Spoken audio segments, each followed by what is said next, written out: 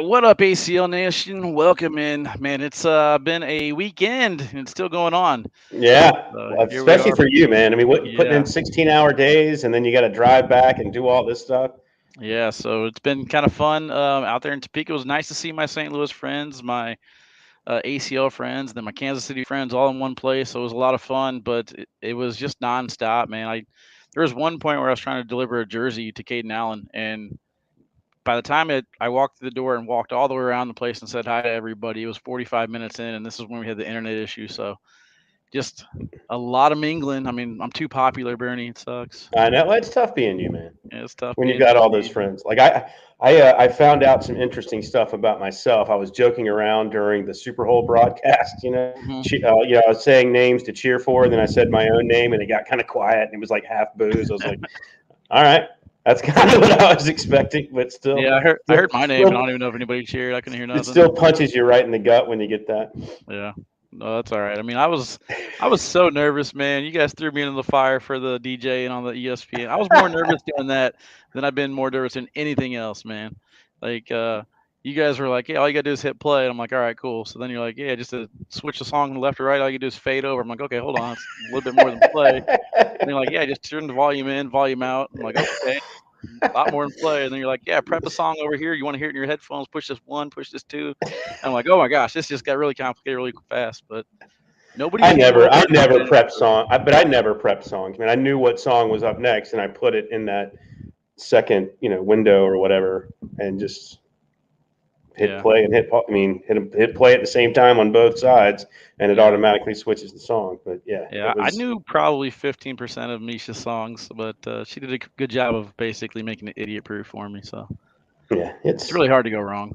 But then yeah, we yeah. get back here to the apartment, man. We gotta unload the vehicle and get ready to go. Try to follow up on all the jersey orders and T-shirt orders, and then get ready for tonight's show. Luckily, you responded to Trey's email right away, so I was able to get those cards done for the tonight's show as we get ready to go into open number 11 in South Dakota, and then shootout number 3. So this I one's felt not going to bad. have the finals played.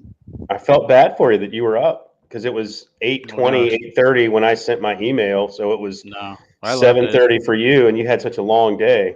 Yeah, I was So up at that like was 6:30. I was kind of just waiting for Keck, and then I had to call American Airlines for the South Dakota and Erie, Pennsylvania stuff. Got some stuff moved around, but we got everything taken care of. I think I was able to map out. See, the problem with me is I'm trying to move in the middle of all this. So I have to map out where my car is going to be whenever I fly out. Mm-hmm. So I don't want to like fly out to somewhere and then fly back into Kansas City. Meanwhile, my car is back in St. Louis. So I feel for you, man. We're trying to sell a house in this process. It's yeah, I there's a feel couple for Julie. I triangles. feel for Julie because she's having to deal with it. I'm on the road. Yeah, I feel like crap when she's like sending me text messages like there's nothing I can do about anything. I'm hundreds of miles away and she's having to deal with stuff and it's like feel but pretty bad. hey, we're gonna make some chicken salad here, Bernie. All right. You know the rest of that saying. That's kind of how I feel. So $4,000 worth of computer equipment to my right, and none of it's working. We're going old school with the Nice. cheap webcam and It's headset. working. It's working. That's what I got Work. going. I got my $250 computer with a little $15 webcam and a $35 mic and what Yeah. $20 ring light. What's It's all What's good, that baby. saying? Keep it simple, stupid. Something like Keep that. it simple, stupid. Yeah. All right, so let's go ahead and take our first break. We got a lot to go over, Bernie. Again, we're going over open number 11 and shootout number 3. The finals for the shootout will be played in Miami, right? Yes, sir. And that's in next week. The week after. Yeah, yeah.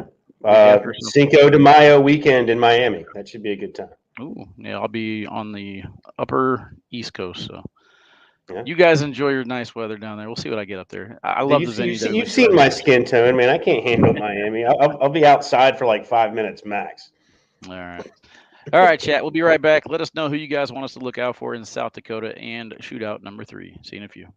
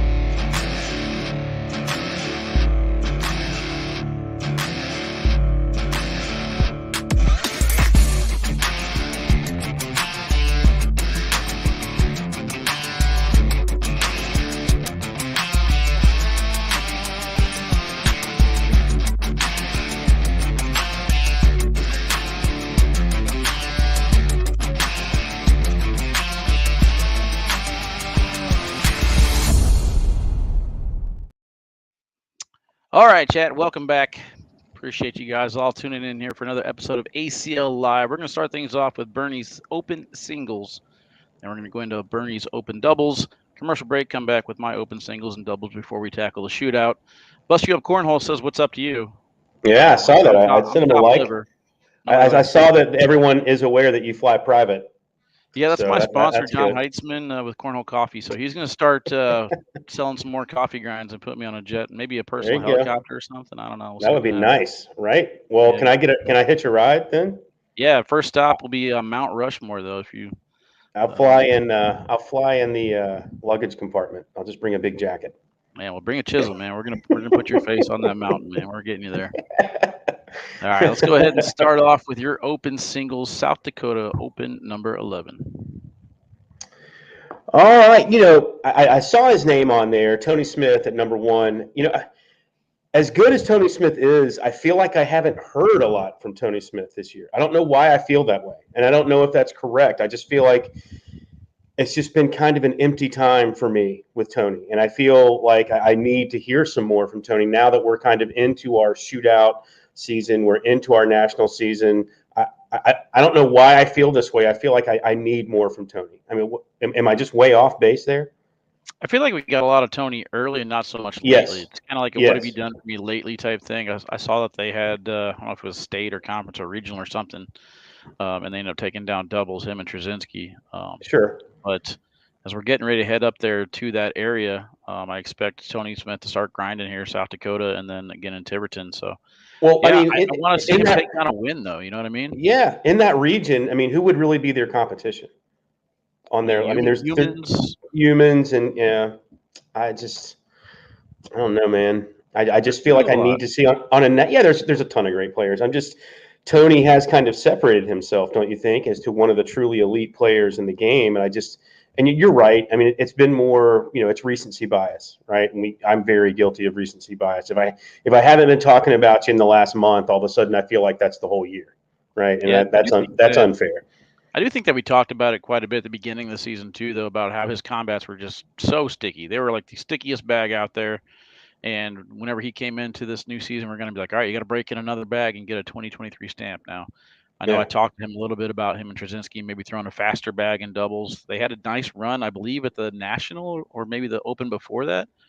But Yeah. yeah, let's see a little Tony Dub. Yeah, I'm with that. And then number two, Jeremy Frazier. I feel Who? like it's kind of the opposite.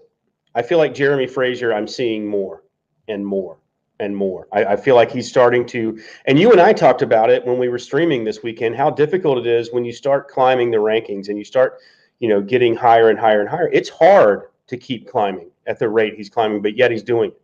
So I'm really impressed with what I'm seeing out of Jeremy Frazier. He's always been a little bit underrated as a player, but I think he's kind of starting to come into his own. I just want to see if he can kind of continue that in South Dakota. Yeah, as you know, Jeremy Frazier's my guy from Illinois. We played, we were doubles partners for a brief period of time.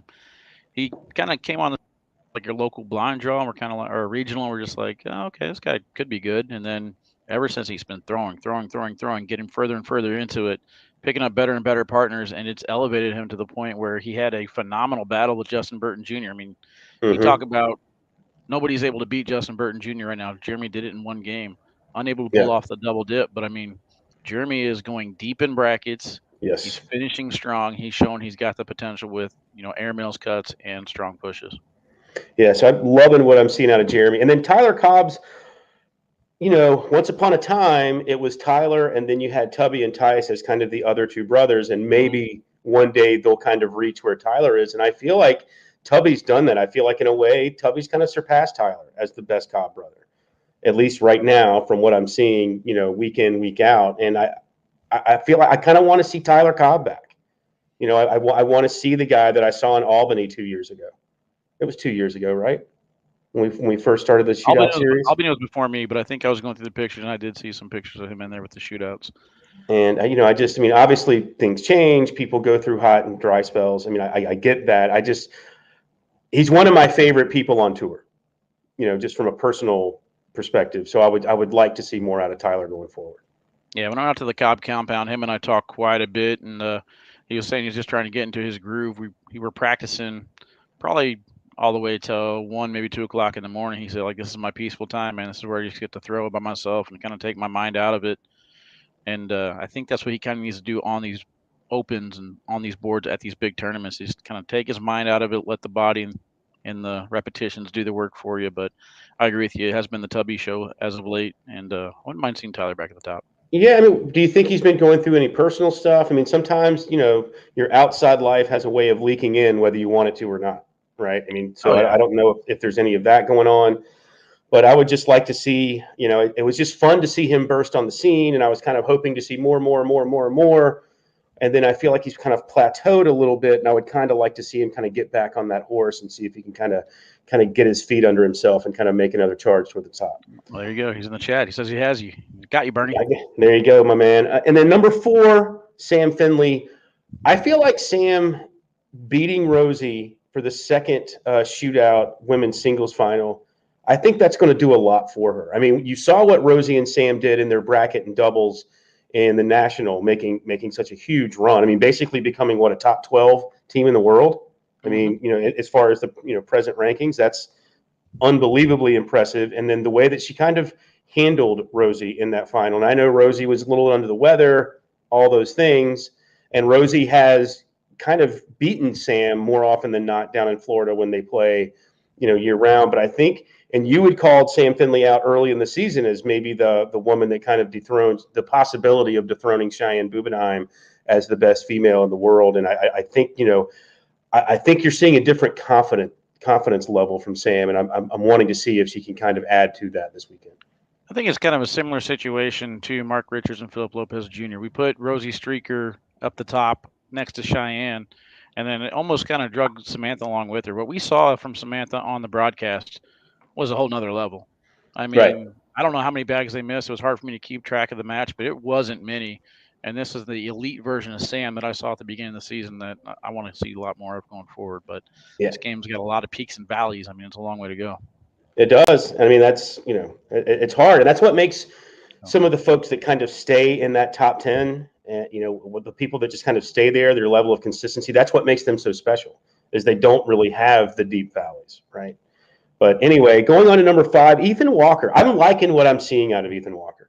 now you I guys did know who not. he is, huh? I did not know a lot about him to start the season. I've watched him play a few times now. I've called a couple of his matches. I like what I'm seeing talent level wise. I want maybe the consistency level to kind of ratchet up just a touch, but I'm loving what I'm seeing talent wise. I think the growth on the boards is there. The mind still needs to catch up a little bit. There's Mm-hmm. there's I wanted to say it was in West Wego when him and Carson were on that nice run coming all the way back, and I think they even had the king seat or they had to double dip for the championship. I'm not sure, but they battled all the way back, and there was one match in particular where he didn't really know what the score was. He thought the game was over, started walking down, and Carson's like, "Get back down there, get your head into it." So Yeah. Ethan's skill has always been there for me. His role is probably one of the best in the game. Mentally, he's got a lot of growing up to do, and I'm hoping it happens before the World Championships. Yeah, I and I love mean, and yeah, and I just one of the reasons why I want to keep watching him is because you can tell talent, right? yeah, There are some players that just do it from dogged persistence, right? They just have an ability. Frank Modlin, yep. right? Obviously a very talented player, but he does what he does because of his ability to stay focused, locked in. He just dogged persistence with the game. Someone like an Ethan Walker, when you see that level of talent, you want to see if they can take that talent to the top elite level. So that's why I've got him on my list. Yeah, crazy thing with his role is his role comes straight forward. We watched a lot of these roll baggers this last week, and they kind of take a step out to change their Mm-hmm. angle. I But see what you're his saying. goes straight over the pile, so very talented. All right, let's take a look at your doubles, Bernie. Who you got? Starting off with my doubles, Trevor Brooks, Stephen Bernasette. Just I still don't know if it's the best Pairing. combined. I just don't know if it's the best pairing of two players. Both great players. I don't know. Do they spend? I don't see them hanging out together really. Not that necessarily matters, but you see what I'm saying as far as a Yeah, chemistry thing. other than having Titan Bags as a sponsor, I mean, I hear Trevor Brooks, I immediately associate Trevor Brooks with Berkeley Pair. Correct. Correct. I mean, I just feel like, and I understand why they're playing together. I get it. I would love to see them vibe, right? I mean, I want to see Trevor Brooks all the time. All Yeah. right, I want to see him on broadcast. I think his attitude, his fire, I think it's great for the game. Some people may not like it. I love it. So I want to see him. I want him on broadcast, and I want Stephen Bernasette back. I mean, with the way the splash that he had in Wichita, what was that, 2 years ago? Once again, you know, thinking back 2 years ago in that shootout series, I want to see that level of Stephen Bernasette again. So I'm kind of hoping I get more out of them going forward. Yeah, I think it all kind of falls on Trevor. Love the guy. Play Call of Duty with him quite a bit, but I feel like he's at the point where he's saying that it's a long grind now. It's a little bit more of a wear and tear on the body, so he's got to try and figure out that part of it because whenever he gets fired up and he hits a shot or he wants his partner to hit a shot, that match turns on a dime. And Steven Yeah, Bernassette's that type of player that if he feels like he has to carry or if he feels like there's something not going his way, it might just go south quick. So if Trevor Brooks can get on fire up Steven Bernasette, that's a tough team, but I haven't seen it yeah, yet this season. exactly. And then number two, Ryan Wiedenfeld, Noah Wooten, interesting pairing, right? I feel like Noah Wooten's one of those guys that you can put whomever with him, Hmm. and it's going to be a good pairing, right? But I also feel like Noah might be Noah's biggest enemy. Like I just feel like sometimes he's got so much talent, so many different shots to choose from that he doesn't just kind of stay focused on the easy shots, if there is such a thing. Like, fourth bag slide, open hole, don't have to really worry about too much. All of a sudden, that shot might be right or left. And I would like to see him kind of see if he can regain that level of focus because playing with Ryan Wiedenfeld, you've got a partner here that, if we get the A game from both players, they're bracket winners, right? Or at least they're going to be in the discussion. Yeah, And no, so I would, Wooten early in the season, I was crowning him king. I was, yeah, I was ready to see this guy win a world championship, and then sometimes he forgets to sign up for tournaments. But we're not going backwards; we're going forward. But he but took it. He took it well. He understood. yeah, it's just it's a certain level of focus that if you get it from Noah, I still think he's one of the elite talents in the game. I just it Yeah, happens. yeah. I'm I interested just to see on this pairing, just because there's times where like Noah's playing with Hunter, and like he'll yell down, he's like, "Come on, Hunter, let's go," and right, right. he'll be aggressive towards them. But Ryan Wiedenfeld's a quiet kid. Like I don't know if you can really do that same approach with Ryan. So I want to see how they mix. Yeah, so I just want to keep my eyes on him. I mean, I'm gonna find where Noah Wooten's playing at some point in the tournament anyway. I'm gonna go watch once again one of my favorite people. So moving on to number three, Alex Hicks, Ryan Windsor. That's a weird pairing to me because I feel like I'm saying that I want to see more, even though they're very good every tournament they play in. And I don't know what it is that I want from them. And I think me choosing them is more about me. I think I might be expecting too much from them. Well, I think in the off season when they agreed to pair up for partnership this year, I felt like we all just thought they were going to dominate, Right. and I don't really feel like they're dominating. They're definitely near the top of the pack, Sure. but they need to have a win where it's not even close. I think to satisfy all of our needs. Like I mean, Alex Hicks, we've already known he's the best of the best at that young age. He's going to be elite for a long, long time. Ryan Windsor, he's been at the top. Right. I want to see him elevate Alex's game to be elite at the top the entire season. But right now, we're just not really seeing it. So, yeah, the interesting pairing. I agree. But I mean, they work well together. I just want to see a win. Yeah, like you see what I'm saying though. It's Yeah, like they're playing well. They're either winning brackets or they're right there in bracket finals. It's not like they're not having a good season. I just the talent level is so immense with that pairing. I just maybe I'm like that's what I'm just curious. Maybe it's a me problem, right? I'm asking too much of them. Maybe I don't know. I think they agree with you. I think they want more too. So Number four, I don't know if Frank making it. Do we know if Frank and Cheyenne are both going to be there? I don't know. We'll find out tomorrow. He'll be on the Baggin' and Braggin' show that airs at Okay. 8 o'clock on YouTube. Because I wasn't sure if they were both going to be there. Even though I already put it down, I found out later they might not be coming. So put an asterisk by my number four team. But if they are, I just want to see if they can follow up the weekend they just had. Yeah, Frank was elite. Cheyenne is proving me wrong about having her outside my top 20. The pairing seemed at first to kind of be like, uh-oh, what's going to happen? And then they clicked, and man, it's lights out right now. Yeah, I think he's a perfect partner for her. I think it frees her up a little bit. I don't, that's not a knock against any other partner she's ever had. I just there's a freedom with her now when you watch her play. When she makes a Yeah, mistake, she's down on herself, but I feel like she doesn't feel the pressure to be perfect. yeah, it was a lot looser vibe. I agree. And I mean, I just think she's enjoying playing more with Frank, and that's dangerous because we know what Frank can do. He continues to prove everybody wrong. He continues to stay at the elite of the elite. And Cheyenne, given this kind of, I think the fact that she's playing so well in doubles is going to help her in singles. It's that confidence level that's going to she's not going to have bad tournaments necessarily in doubles now, which can kind of erode your confidence in singles sometimes. So I think that's a dangerous pairing. And I just want to see, hey, how do you top last weekend? I don't think that you can, but let's just see where you are in South Dakota. And then Carson Getty, Lexi Hugeback. I love in the opens. I love the hometown folks. Mm-hmm. I mean, Lexi's a South Dakota girl, is she not? Iowa, but doesn't she play junior actually, she's college Minnesota. ball? She's Minnesota, but they play a lot in Iowa. Yeah. And, Okay. So and South Dakota last year, she won the women's championship, and that's kind of that's where what she it was. pushed Yeah. the scene. And Carson, I feel, is playing a lot. I mean, not a lot better, but I feel like he's on a hot streak, if you will. I feel like there's some heat to his game. And so the reason I put him in there, once again, this is not the top 5 I'm picking. I just want to see, I like when people get kind of closer to their area, how they protect their turf. And Lexi, when we had the teams event in Corpus Christi, her shoulder was really killing her. I want to see if she's kind of come back and see if she's healed a little bit from that. So that's why I want to keep an eye on them this weekend. Yeah, Lexi was quick to correct me in the chat, even though I corrected myself first. Lexi, I know what you're talking about.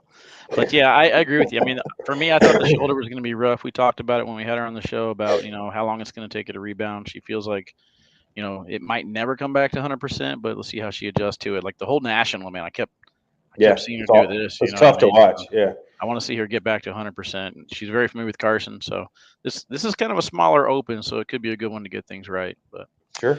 All right, we'll take a quick commercial break. When we come back, we'll dive into my open and singles. We do have some overlap, but that's okay, especially when you got all these things to go through. See you guys in just a bit.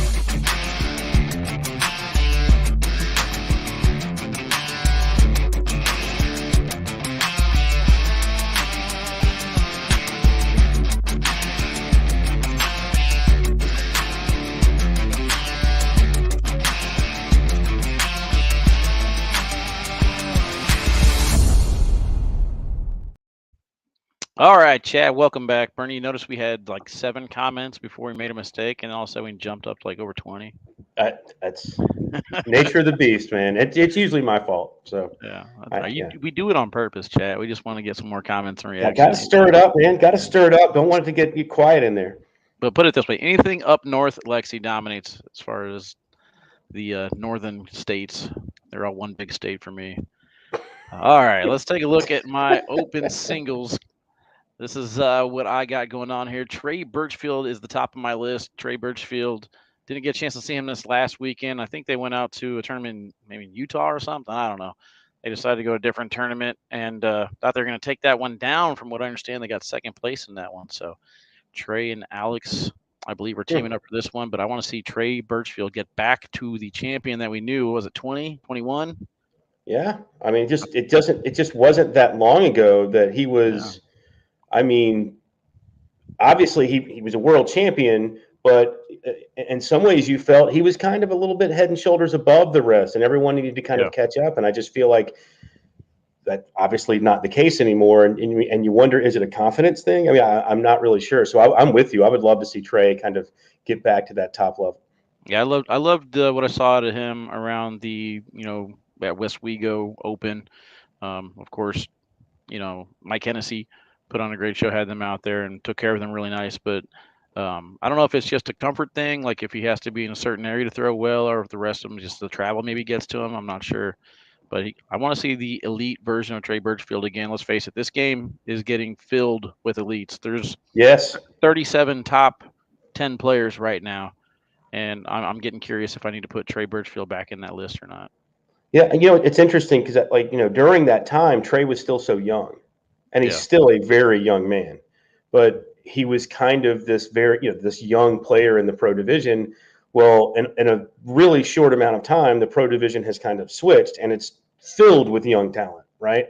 And so the Matt Guys, the Damon Dennises, the Frank Modlins are kind of the anomalies now, being their age and still being so dominant. And it's I wonder if that's had an effect on Trey. It's like, I think he was kind of enjoying being the kind of, baby goat before there was a baby goat, right? all And right. so now I wonder if he's had a little struggle with that. Maybe not. Maybe he's just, lost a touch of confidence, and that, all he needs is, maybe one good tournament and kind of puts him back in that flow again. Who knows? Yeah, speaking of young talent, my boy is back. Ryan Wiedenfeld had a great run this last weekend. Got to play Mark Richards on the live feed, and I don't know if maybe that was the issue, but I mean, he did not look like himself in that game, but was pretty dominant up until that point, going through some big names, getting deep in the bracket. But I like what I saw out of Ryan Wiedenfeld those few times I did get to see him. I think his singles game is back where it needs to be, and whenever he's got that black K19 T-shirt on Sundays, man, it's almost like Caden Allen in the Bacardi jersey. So Wow. love to see Ryan Wow. Wiedenfeld back. Alec Ryan is a guy who's very similar to what we talked about Noah Wooten at the beginning of the season. We kind of put him on this pedestal and we thought he was going to be the next great thing. And then ever since then, it's been kind of quiet. So did he peak too soon at the beginning of the season and just kind of fall off, or is there still some fine tuning that needs to be done to put him in that upper echelon of players? Or maybe he's a perfect example of how difficult it is to be elite of the elite. Yeah, You get a month or two here or there for a lot of these players where they're just, their game is completely on, their throw, everything, the grip, everything feels great, right? And then they kind of make this little surge in the rankings, but then they're human beings and they kind of get a little bit off, but the talent level is just so deep, so immense that if you're a little bit off now, I mean, what's that worth? 30, 40 spots? Seriously. yeah, it really is. I mean, it doesn't take much to drop that far in the rankings. I mean, the first national is kind of a prime A litmus example of test. that. Yeah. I mean, we got I mean, I got so many top 10 players in the mid Right. hundreds. You know what I mean? So Yeah. things are going to get shaken up quite a bit. Alec Ryan, strong thrower. I want to see it this weekend in a smaller field in South Dakota. Number 4, Tubby Cobb. We kind of touched base on it with Ty. Tubby has emerged as probably the better Cobb right now. Let's Hmm. see if he can keep it going. He did have a similar situation to Wiedenfeld, though, just a blow up game on the main broadcast court. I don't know what it is, but every single broadcast court plays differently than the rest of the field. So I don't know if everyone needs to go down and back one or two times now, or two times rather than one. I don't know, but Tubby has been an elite level. He showed it on the broadcast, taking down the Super Bowl this last weekend. I want to see his singles game emerge to where it was in West Wego, where the only person that beat him was Devin Harbaugh. Right. I think Tubby's one of those players that the only person kind of standing in his way to becoming, a great elite cornhole player was Tubby Cobb, was getting that self confidence, like, hey, I really do belong here. I am that good. You know what I mean? And I think now that he's kind of has that self belief, we've seen his game kind of blossom. Yeah, and then number 5 on my list, I want to give shout outs where it's due. Mark Lopez. For me, he was a mispronunciation of Mark Richards and Philip Lopez Jr. back in the day. I mean, I messed it up time and time again where Philip called me out on it, but I've always had a lot of respect for Mark, and now his singles game is starting to improve quite a bit. We're starting to see him go deep in brackets and doubles as well. So, he was kind of like a 2-2 or 3-2 type player. Always worked really well in the team stuff. Hmm. But he's kind of emerged now as one of these players who's able to pull off one of these upsets. And let's see how deep he can go in singles. I want to see some more of Mark. I like what I'm getting so far. I think this is an example, and correct me if I'm wrong, and maybe you feel this way too. I feel like when I first kind of joined the ACL a few years ago in 2018, you kind of had this number of people, right, at the top, and no one really challenged this group of 15 to 20 players, right? Yeah. I Yeah. feel that nowadays talent has gotten so thick, so deep, that it's not a shock when you have someone like a Mark Lopez make deep runs. Like Yeah. it's almost expected. Like there's all right, who's it going to be this tournament? Who's the name, say from outside the top 50, that's just going to bust through because it's coming, right? It feels Yeah. like it's every big tournament now. Yeah. Now that he switched to ultra, I mean, he's kind of popped off a couple 10.5s, in some games. So if he strikes at the right time, he could have a deep run. All right, let's take a look at my doubles pairings. It's kind of interesting. We mentioned Trey Birchfield in singles, but Alex Rawls is teaming up with Blaine Rozier. So Mm-hmm. interesting to see this matchup.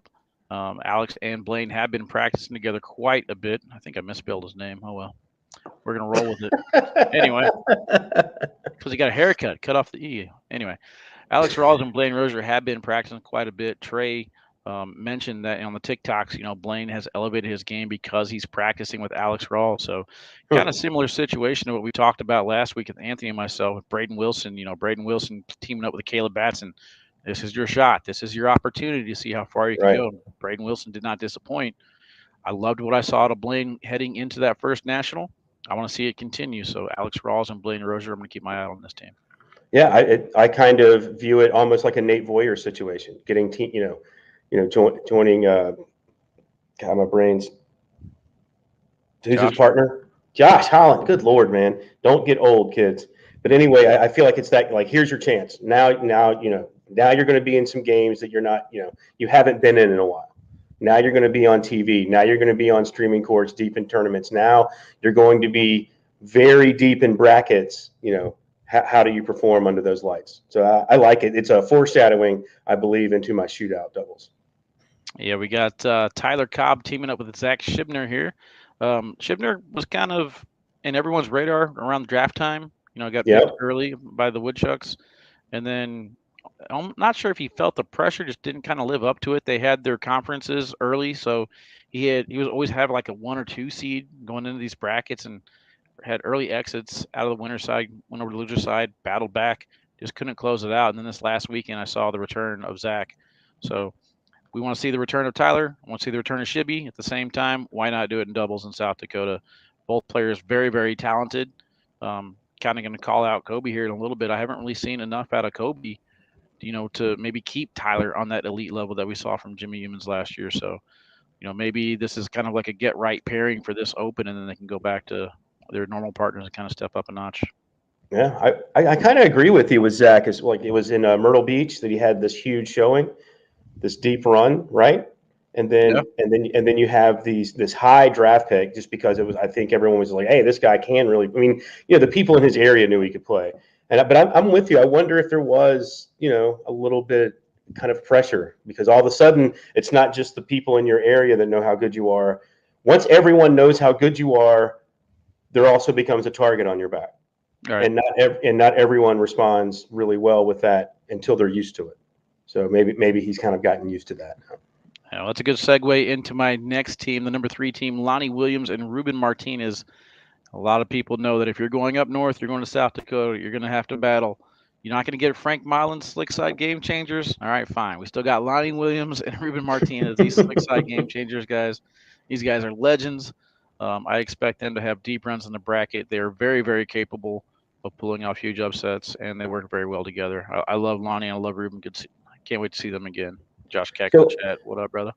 so what do you like? So how far do you think they can go? Like, can they give us one They, upset, maybe two, maybe three? All of a sudden, you're I mean, looking they deep they into could. semifinals. Yeah, they could go all the way to semifinals, if not even go to the king seat match, and wouldn't be shocking at all.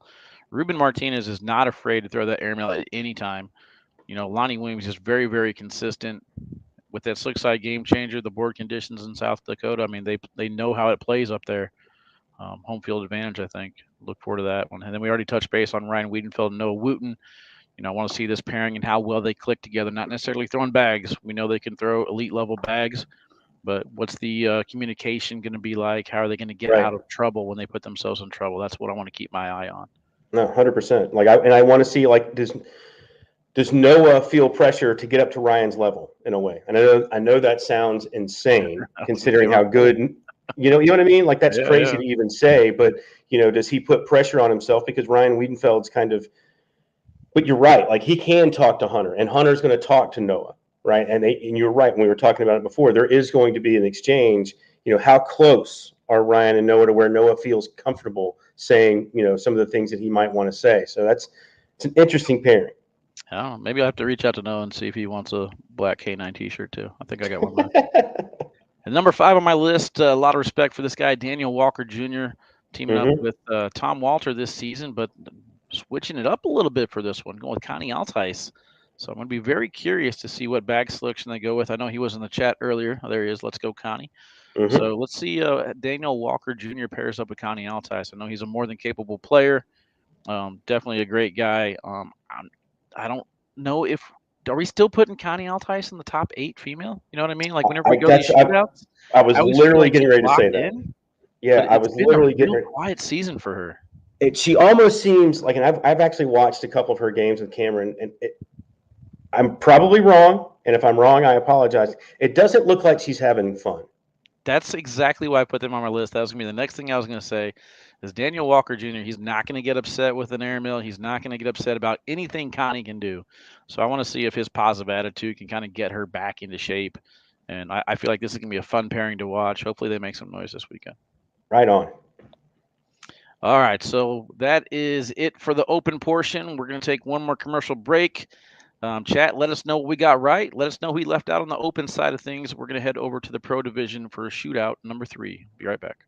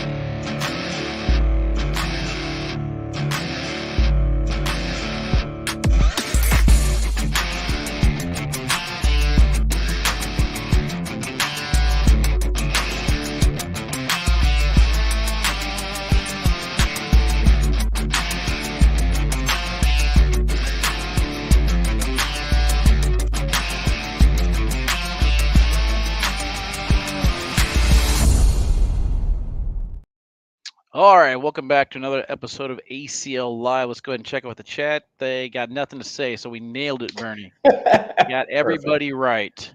Absolutely 100% correct. Nice work, Wally. Way to go, man. Pat yourself on the back. Let's go ahead and head over to the shootout portion. Give us your singles list, Bernie. Well, we talked about him before. Tubby Cobb, to me, has just, like I said, I think he's kind of become the best of the Cobb brothers. At least he's on that streak right now. I love the way that he's kind of ascending. It's fun to watch players ascend in the game, right? It's fun to watch players get that core belief in themselves and start climbing up the ladder. And I think Tubby's one of those players right now that's in that upward trajectory. And I would love to see him have a big weekend and then find himself in Miami. Yeah, I mean, I touched base on it. Tubby has kind of put in the work and grinded, and so almost like the other Cobs are chasing him now. We've kind of talked about it time and time again. Maybe we'll get a Tice cycle here in the next couple months, but right Right. now it's Tubby's to lose, and in the shootout format, I think that he is playing well enough to Yes. kind of manufacture points and inch his way to a 10 round format victory. So could see a breakout for him here. Kind of the exact opposite I feel with Noel Almanza, my number 2 player to kind of keep an eye on. I think obviously did not play well in the first national. A player that had kind of, last year was kind of his ascension year in the pro division. I feel like he's maybe his game hasn't regressed. I don't know. I just don't feel like I'm getting the same results from Noah, and that could just be bad luck. I mean, that's a part of it as well. I just, I want to see him kind of turn this season around a little bit. Yeah, I mean it's got to start somewhere, right? I mean we're all expecting it. There's no way I'm going to have Noah in my bottom 200 and No, have him have to go through the qualifying gauntlet. I mean Noah Almanza is an elite player. You right. talk to everybody, they say Noah Almanza's goated. So I'm not even taking national number one into consideration. I do expect him to win a shootout this year at some point. It could be here in South Dakota. So So, you never know. you're feeling he will win one of the 8 shootouts. I feel like he will win one of the eight shootouts. His skills definitely there. I agree. I Again, agree. I don't. I feel like him having to manage that team and knowing who's going to be mic'd up on the broadcast is. I felt like that weighed on him though. I haven't talked to him about it or anything like that, but Yeah, like I just feel like that's got to be a lot of pressure. So now he can just relax and throw bags again.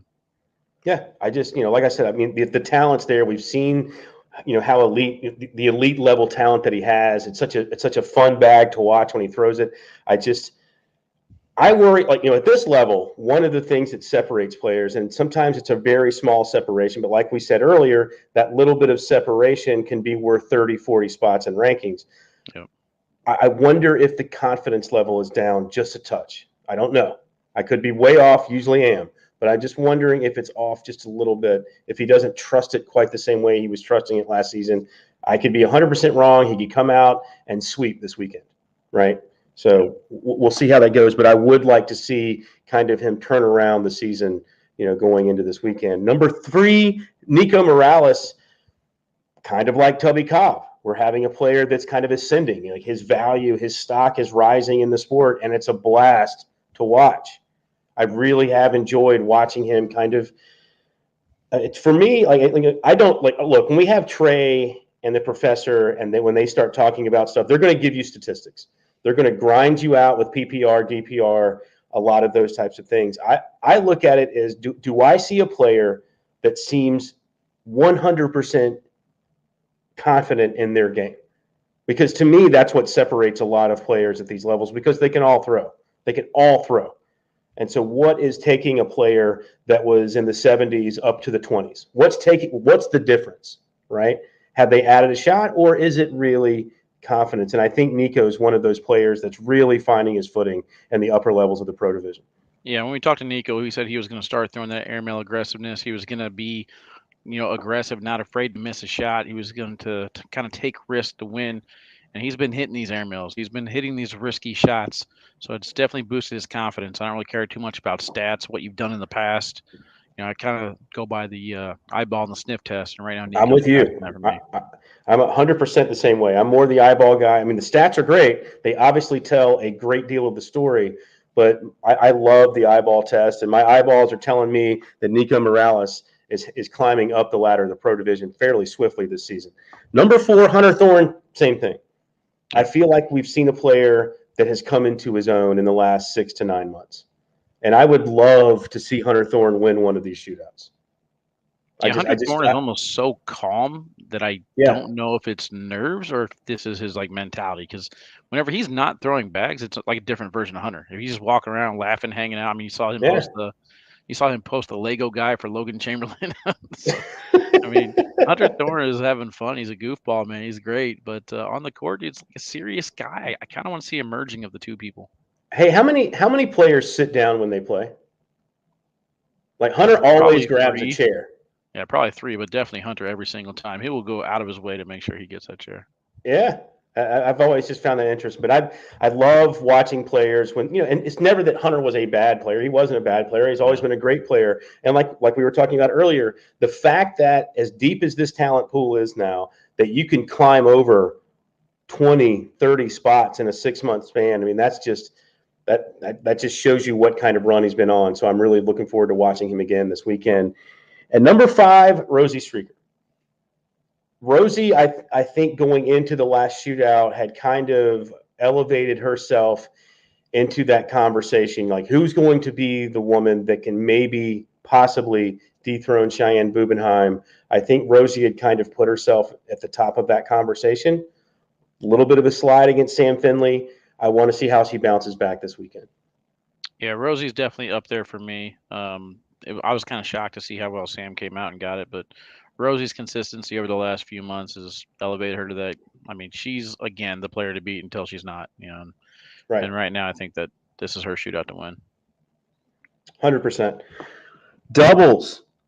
I I'm loving this Derek Holland Berkeley pairing. Am I crazy? I mean, I just feel I don't know. I've got a good vibe about this pairing this weekend. Watch them go over, right? What I mean, watch the. You mean what? You know what I mean? But like, I'm just feeling something really good about this pairing. I mean, Derek, just like Josh, when they're filling up bags, it's they're going to put up crazy numbers on you. And I feel like Derek's added a little variety to his game as well. I feel if he can be as solid as he can possibly be, I think it allows Berkeley to be even better as a player. And I'm really digging them as a On my pair. court, and I couldn't even remember if they won or lost that match. So I mean, maybe they didn't make as big a splash as we would have liked to see, or maybe they did. But for me, it was Yeah. unmemorable. But I mean, it was I, a I, long weekend for me. But well, I mean, they talent's didn't have definitely it. there for I both. don't think they had the kind of weekend they wanted, but I like the pairing. I've got a good feeling about it going into South Dakota. Yeah. Sometimes it's just you're going on a hunch. Speaking of your boy Matt Guy, and had such a weekend. You called it out. Look, he had not performed well at all in round limited formats. He just not done well in the shootout series at all. That's why I thought it was kind of a big call on your point. Obviously, it's Matt Guy, so going out on a limb saying you think Matt Guy's going to win something is never really that far on a limb. But in the shootout series and round limited formats, it has been. Now I think we've seen Matt start to even change his game. Not a great deal, but enough, right? You put him back with Brett, won't be shocked, will not be surprised at all if they find a way to win this weekend. Won't be shocked at all. Yeah, I mean they're very comfortable with each other. Obviously, Matt got a little taste of it. Maybe Brett knows how to win shootouts, so let's see if they work Yes. together well. Number 3, Mark Richards, Philip Lopez Jr.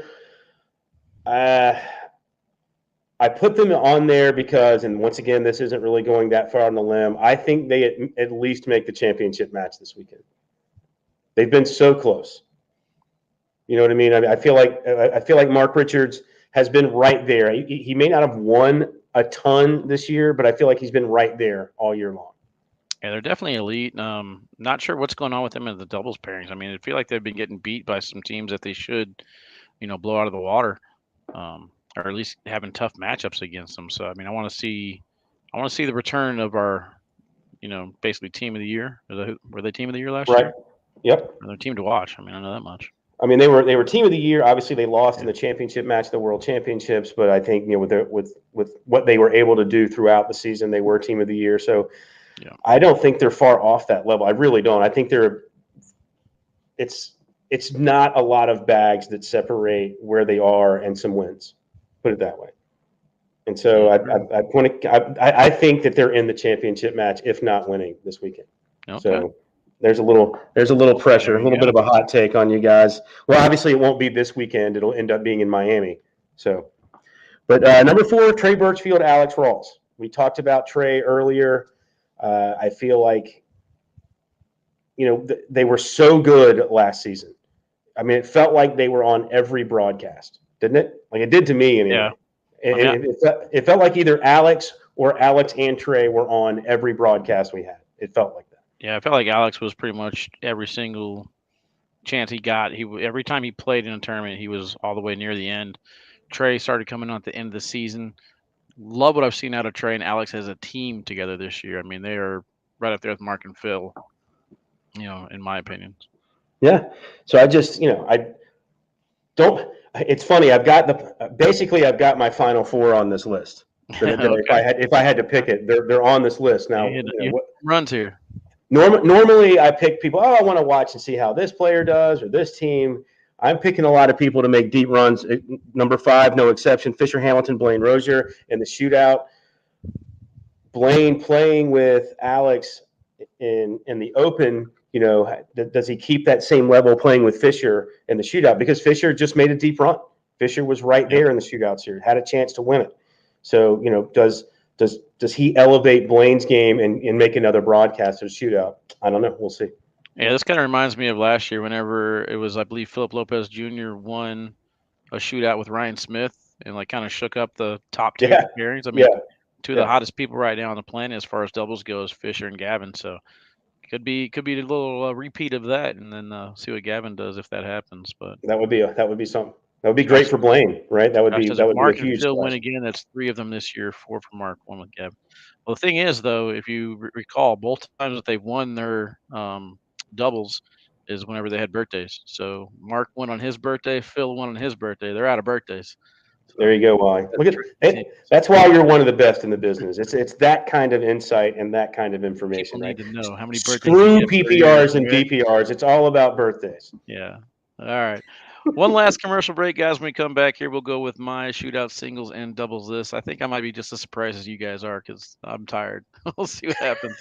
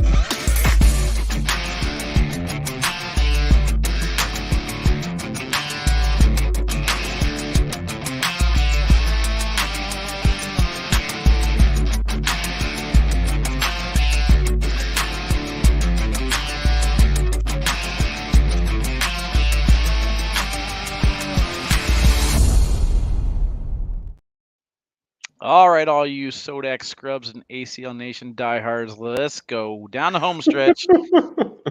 Go figure, a guy from How tired are you, by the way? And Josh is in the chat. You guys were busting 16-hour days all weekend. Now you're barely back home. Yeah, go figure, a guy from borderline used up all the time in the show. I want to see you and Jeff go through these lists. I want to see if you can make it all the way through everything. No way. We would last probably. I don't know. We would probably only be there for 45 minutes. I might talk for a while. We would go tangents. We would even 6 stop players talking to about. Watch. Yeah. Yeah, no, what's the saying? Don't bring your work home with you. I mean, I walked out there, got my water in the room, like all these cameras that are fuzzy and, a little bit too dark. Yeah, I brought them home to redo everything. So thanks, guys. I'll be awake till like 2 o'clock in the morning fixing this stuff. All right, let's take a look at my singles shootout players to watch. We talked about it. Lexi Hugeback. Anytime you go up north, Hmm. Lexi is a player that you have to look out for. She's already got one victory in the Open women's division last year. It's time for her to step her game up in the shootout series with the round limited format. Let's see how she can kind of play into this. I believe this is her first taste of the shootout. I can't remember if she was at Myrtle Beach or not. Either way, Lexi, this is your area up north. Is how you play. I'm excited to see her play in the Yeah, singles absolutely. shootout. Just hoping the shoulder feels better. That was Yeah. it was painful to watch. So I can't imagine how painful it was to throw. Yeah, and the rest of this list, we kind of already touched base on everything. Again, I want more out of Tony Smith. I want to see if maybe the old combats were the reason, that he's not doing so well just yet. But I think with this field, there's a lot of top heavy talent in here. I mean, most of it's on my Yeah. list here: Noah, Ryan Windsor, Hunter Thorne, Ryan Wiedenfeld. I mean, I want to see who is going to emerge out of it. And I think as far as controlling the game goes, Tony Smith, in my opinion, should be a shootout god. So when are we going to see it? Right. 100%. That's why I had him on my list earlier. Yeah, and same thing with Noah Wooten getting back to his game, singles game. I want to see him elevate himself. Ryan Windsor had a rough weekend, man. Got his car broke into, from what I understand. Had a Yeah, bunch it's of his shoes brutal. stolen, so he was rocking the slides all weekend. But this man will get a chance to regroup, get his footwear right, get up there to South Dakota, and hopefully have a good shootout series. And Hunter Thorne, How we always mean enjoy how talking mean does about he it. look in that picture, by the way? Yeah, he was focused, man. This is sunglass poker playing Ryan Windsor at his finest. There you go. So you can't beat him. And then Hunter Thorne, we talked about it. He's elevated his game quite a bit.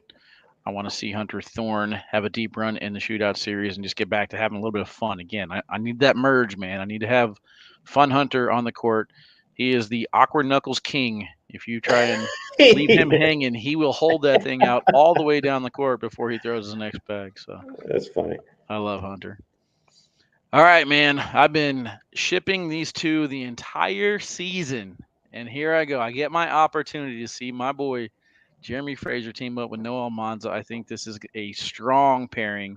My pick to win shootout number 3. I'm going to go ahead and call it. They Wow. will Even be in with Miami. even with Noah playing the way he's been playing, you're picking them to win shootout Thousand, there. 1000%.